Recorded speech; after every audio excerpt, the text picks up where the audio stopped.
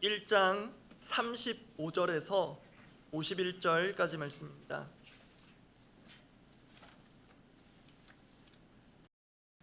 요한복음 1장 35절에서 51절 끝절까지 말씀. 제가 먼저 요한복음 1장 35절 읽습니다. 또 이튿날 요한이 자기 제자 중 두 사람과 함께 섰다가 예수께서 거니심을 보고 말하되 보라 하나님의 어린 양이로다. 두 제자가 그의 말을 듣고 예수를 따르거늘 예수께서 돌이켜 그 따르는 것을 보시고 물어 이르시되 무엇을 구하느냐 이르되 랍비여 어디 계시오니까 하니 랍비는 번역하면 선생이라. 예수께서 이르시되 와서 보라. 그러므로 그들이 가서 계신 데를 보고 그날 함께 거하니 때가 10시쯤 되었더라. 요한의 말을 듣고 예수를 따르는 두 사람 중에 하나는 시몬 베드로의 형제 안드레라. 그가 먼저 자기의 형제 시몬을 찾아 말하되 우리가 메시아를 만났다 하고, 메시아는 번역하면 그리스도라. 데리고 예수께로 오니 예수께서 보시고 이르시되 내가 요한의 아들 시몬이니 장차 게바라 하리라 하시니라. 게바는 번역하면 베드로라. 이튿날 예수께서 갈릴리로 나가려 하시다가 빌립을 만나 이르시되 나를 따르라 하시니 빌립은 안드레와 베드로와 한 동네 벳세다 사람이라. 빌립이 나다나엘을 찾아 이르되 모세가 율법에 기록하였고 여러 선지자가 기록한 그 일을 우리가 만났으니 요셉의 아들 나사렛 예수니라. 나다나엘이 이르되 나사렛에서 무슨 선한 것이 날 수 있느냐. 빌립이 이르되 와서 보라 하니라. 예수께서 나다나엘이 자기에게 오는 것을 보시고 그를 가리켜 이르시되 보라 이는 참으로 이스라엘 사람이라. 그 속에 간사한 것이 없도다. 나다나엘이 이르되 어떻게 나를 아시나이까. 예수께서 대답하여 이르시되 빌립이 너를 부르기 전에 네가 무화과 나무 아래에 있을 때에 보았노라. 나다나엘이 대답하되 랍비여 당신은 하나님의 아들이시요 당신은 이스라엘의 임금이로소이다. 예수께서 대답하여 이르시되 내가 너를 무화과 나무 아래에서 보았다 함으로 믿느냐. 이보다 더 큰 일을 보리라. 51절 함께 있습니다. 또 이르시되 진실로 진실로 너희에게 이르노니 하늘이 열리고 하나님의 사자들이 인자 위에 오르락 내리락 하는 것을 보리라 하시니라. 어제는 세례 요한의 사역을 통해 그리스도를 드러내는 사람에 대한 묵상을 나누었습니다. 오늘 본문에서는 그리스도를 따르는 제자들이 등장합니다. 그 제자들 중에 우리에게 익숙한 이름들도 눈에 띄는데요. 그리고 중요한 것, 오늘 우리 역시 예수 그리스도를 따르는 제자로서 살아가며 또 그렇게 살기를 원한다는 것입니다. 그래서 오늘 본문을 통해서는 그리스도를 따르는 사람에 대해 살펴보며 우리의 제자된 삶을 다시금 돌아보기를 원합니다. 그리스도를 따르는 사람은 이렇게 말할 수 있겠습니다. 그리스도와의 친밀함을 구하는 사람. 오늘 본문을 볼 때 그렇게 되는데, 그리스도를 따르는 사람, 다르게 말하면 그리스도와의 친밀함을 구하는 사람입니다. 요한복음의 기록상 예수님은 이미 어제 본문에 등장하셨습니다. 그런데 예수님께서 말씀하신 그 육성이 첫 기록되기로는 그 첫 말씀이 오늘 본문에 나옵니다. 세례 요한의 두 제자가 예수님 자신을 따르는 것을 보시고 그들에게 질문하시는 게 예수님의 첫 기록된 말씀입니다. 요한복음 1장 38절, 그 부분을 읽어드립니다. 예수께서 돌이켜 그 따르는 것을 보시고 물어 이르시되 무엇을 구하느냐. 이르되 랍비 어디 계시오니까 하니 랍비는 번역하면 선생이라. 그런데 이번에 제가 말씀을 묵상하면서 예수님의 이 질문, 무엇을 구하느냐, 이것이 참 묵직하게 다가왔습니다. 말씀드린 대로 무엇을 구하느냐라는 예수님의 이 질문이 요한복음에 기록된 예수님의 첫 육성이라는 사실도 그렇고, 자신을 이제 막 따르기 시작한 두 제자에게 하신 첫 말씀이라는 점에서도 이 무엇을 구하느냐에 주목할 필요가 있습니다. 특히 우리에게 있어서 예수님을 따르는 그 제자도의 초심을 다시 한번 점검하게 해주는 중요한 말씀일 수 있습니다. 그래서 만약 주님께서 지금 나에게 무엇을 구하느냐라고 물으신다면 나는 어떻게 대답해야 할까 생각해 보았습니다. 혹시 여러분에게 무엇을 구하느냐 우리 주님 물어보신다면 어떻게 대답하시겠습니까? 저는 막상 그렇게 물어오시면 바로 대답하지 못하고 망설일 가능성이 높습니다. 왜냐하면 똑같진 않지만 비슷한 경험이 있기 때문입니다. 제가 사역자다 보니 주로 성도님들의 형편을 살피고 기도 제목을 받아서 기도하는 사람인데요. 간혹 성도님께서 마음을 써주셔서 역으로 질문해 주실 때가 있습니다. 목사님은 기도 제목이 뭐예요? 제가 기도해 드릴게요. 그러면 참 감사한데 막상 또 그런 질문을 받으면 받을 때마다 매번 당황해서 바로 분명한 답을 못 해드린 적이 꽤 있습니다. 그래서 그런지 오늘 예수님의 이 질문, 무엇을 구하느냐라는 질문을 저 스스로는 더욱 곱씹어 보게 됩니다. 그래서 스스로 자문해 봅니다. 나는 예수님께 뭘 구하려고 하는 걸까? 때마침 올해 우리 더사랑교회 슬로건이 하나님께 구하라 그리하면 주시리라입니다. 그러면 우리 입장에서 올해 한 번쯤은 정리가 필요한 것이 하나님께 나는 무엇을 구할 것인가입니다. 그런데 이 무엇을 구하느냐라는 예수님의 질문에 답하기 전에 또 하나님께서 후히 주시고 끝있지 아니하실 것을 믿고 하나님께 구할 것을 정리하기 전에 우리가 명심할 사실이 있습니다. 그것은 주님은 우리의 필요를 이미 아신다는 것입니다. 다르게 말하면 하나님은 우리의 필요에 관심이 있으십니다. 그리고 누구보다도 그 필요를 채워주기를 원하십니다. 왜냐하면 하나님은 우리의 아버지시기 때문입니다. 그리고 예수 그리스도는 그 아버지의 독생자 아들이시기 때문입니다. 그런 점에서 예수님께서 자신을 따르기 시작한 두 제자에게 처음으로 하신 질문, 무엇을 구하느냐라는 질문은 묵상할수록 의미심장함이 깊어집니다. 하나님의 아들 예수님께서 몰라서 질문하셨겠습니까? 제자들 스스로가 자신들이 예수님을 따름으로써 무엇을 얻기를 원하는지를 점검하고 정리하고 명확히 하시기를 원하셨던 것으로 보입니다. 그래서 물으신 것입니다. 무엇을 구하느냐? 그래서 예수님을 따르는 오늘날의 제자로서 우리가 겸허히 먼저 인정할 것이 있습니다. 우리가 우리의 현실의 필요를 기도 제목에 담긴 하지만 어쩌면 우리는 지금 우리에게 정말 무엇이 필요한지 또 그것이 왜 필요한지를 정확히 모를 수 있다는 것입니다. 우리가 구하는 것들 그 리스트 중에 우리 주님 보시기에는 실은 우리에게 있어도 되고 없어도 크게 문제되지 않을 것들이 있을지 모릅니다. 어쩌면 구할 필요가 없는 것들 또 구하지 않아야 할 것들도 잘못 구하고 있을지 모릅니다. 일례로 우리는 불편과 불행이라는 것을 자주 혼동하는 경향이 있습니다. 우리는 현실의 필요가 잘 채워지지 않을 때 일단 불편을 느낍니다. 그러나 그게 곧 불행인 것은 아닙니다. 그런데 불편을 곧 불행으로 혼동하는 경우가 의외로 많은데 그 대표적인 성경의 예가 출애굽 이스라엘 백성들입니다. 그들의 악평 출애굽기 16장 2절 3절을 제가 읽어드립니다. 이스라엘 자손 온회 중에 그 광야에서 모세와 아론을 원망하여 이스라엘 자손이 그들에게 이르되 우리가 애굽 땅에서 고기 가마 곁에 앉아 있던 때와 떡을 배불리 먹던 때에 여호와의 손에 죽었더라면 좋았을 것을 너희가 이 광야로 우리를 인도해 내어 이 온 회중이 줄여 죽게 하는도다. 지금 이러한 충격적인 불평을 하는 상황은 이미 출애굽의 기적, 홍해의 기적까지 그들이 경험한 이유입니다. 그래서 더 충격적입니다. 그리고 그들은 지금 먹을 게 없어서 죽을 것 같다고 합니다. 나아가 모세와 아론이 또 나아가 여호와께서 우리를 굶겨 죽이려고 출애굽시켰다고까지 악평합니다. 그런데 여러분, 성경의 출애굽 이스라엘 백성들의 광야 생활을 잘 보시기 바랍니다. 먹을 게 없어서 죽은 사람은 단 한 사람도 없습니다.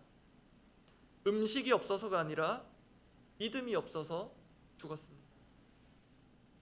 그래서 우리가 무엇을 구하느냐라는 질문에 우리가 기도를 통해 정말 얻어야 할 것, 구할 것이 있습니다. 기도의 응답도 중요하지만 우리의 기도가 올바른 방향을 잡을 필요가 있습니다. 방금 언급한 출애굽 이스라엘의 예로 보자면 그들이 정말 구해야 할 것은 먹을 것이 없어 보이는 상황 속에서 살아계신 하나님을 바라보는 믿음이 필요했고 그것을 구해야 했기 때문입니다. 그 점에서 다시 오늘 본문에 무엇을 구하느냐라는 질문에 대한 두 제자의 답변이 우리에게 주는 도전이 있습니다. 요한복음 1장 38절 그 두 제자의 답변은 이렇습니다. 무엇을 구하느냐 하시니 랍비여 어디 계시오니이까 라고 답합니다. 질문이기도 합니다. 여기서 어디 계시오니이까 라는 이 답변은 예수님의 계신 곳을 구한다는 것인데 여기에 담긴 것은 예수님 계신 곳 거기로 가기를 원합니다. 예수님 계신 곳에 함께하기를 원한다는 것입니다. 조금 더 의역해 보자면 주님 내가 오늘 어디로 가기를 원하십니까? 주님 내가 오늘 어디에 있기를 원하십니까? 누구에게로 가기를 원하십니까? 그것을 이 새벽에 주님께 구할 필요가 있다는 것입니다. 그것이 예수님을 따르는 제자의 모습입니다. 최소 예수님을 따르고자 하는 제자의 도리입니다. 그에 대한 예수님의 재차 대답 요한복음 1장 39절입니다. 1장 39절은 함께 읽어보겠습니다. 예수께서 이르시되 와서 보라. 그러므로 그들이 가서 계신 데를 보고 그날 함께 거하니 때가 10시쯤 되었더라. 예수님의 답변 심플합니다. 와서 보라. 심플하지만 또한 심오합니다. 여러분 와서 보려면 몸이 움직여야 합니다. 우리가 정신적인 수양, 묵상, 연구 또 의미가 있지만 그것이 주님과의 교제의 방식의 전부여서는 곤란하겠습니다. 주님 지금 요청하시는 대로 제자들이라면 몸을 움직여서 가야 합니다. 또 눈으로 직접 보아야 합니다. 오늘 보면 후반부에 나오는 빌립과 나다나엘도 다 다루진 않겠지만 결국 가서 보고 믿음으로 반응합니다. 결국 제자들에게 필요한 것, 그래서 구해야 하는 것은 다른 것보다 예수님을 가까이 가서 보는 것, 즉 예수님과의 친밀한 교제입니다. 그리고 그 친밀한 교제란 말씀드린 대로 여기 이렇게 앉아서 정적으로 있는 시간이 끝이 아닙니다. 우리 주님과의 교제의 핵심인 예배, 그리고 여기서 드리는 기도회 또 있습니다. 여기서 나가면서 시작되는 삶의 예배, 다르게 하면 삶의 교제가 있습니다. 거기서 주님과 함께하고 거기서 주님을 따르고 거기서 주님 뜻을 행하며 주님 가길 원하시는 곳에 내가 가고 주님 보기를 원하시는 것을 내가 보는 그 삶의 예배, 삶의 교제가, 그 친밀한 교제가 제자들에게 필요합니다. 주님께서 와서 보라 하시는 대로 갈 곳이 있는 사람, 가서 보고 주님을 보고 주님께서 마음 두신 그 돌봐야 할 영혼을 보는 사람은 참 복된 사람입니다. 주님께서 가고 오라 하실 때 가서 보는 사람, 그것을 볼 수 있는 사람이 진정한 사역자이자 예수님의 제자일 것입니다. 그런 삶을 사는 희열을 오늘 맛보기를 원합니다. 함께 기도하겠습니다.